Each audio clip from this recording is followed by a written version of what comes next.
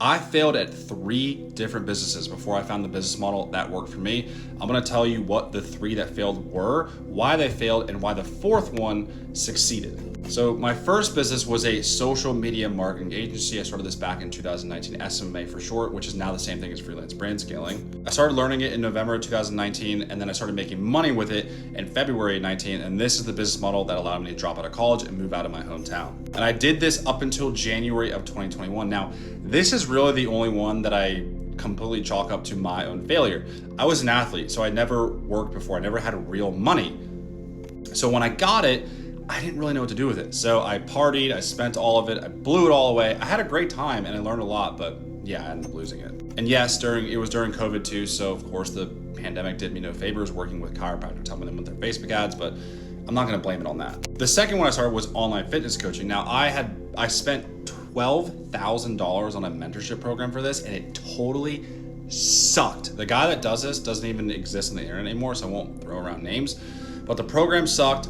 The mentorship was totally terrible. The course material was the only thing out of that mentorship that was decent, but I didn't have the right guidance and I just didn't really know what I was doing, so that failed. The third one was actually another marketing agency, and I spent $10,000 on another mentorship for that, which was actually excellent. The mentorship was great, the community was great, the course material was great, and this wasn't necessarily a failure. Like, I made money doing it, I ended up being net positive. But this was in 2023, which is when I started the business I have now, my home services company. And it came down, at one point, I was doing too much. I was spread way too thin between both these businesses. I had to pick one to go all in on. And I did that. I picked home services over the agency. I shut the agency down because the home services was just much more profitable. And that leads me to the 4th business, which, yes, that's my home services company. If you've seen my content before, you know that's what I'm all about. That's what I talk about.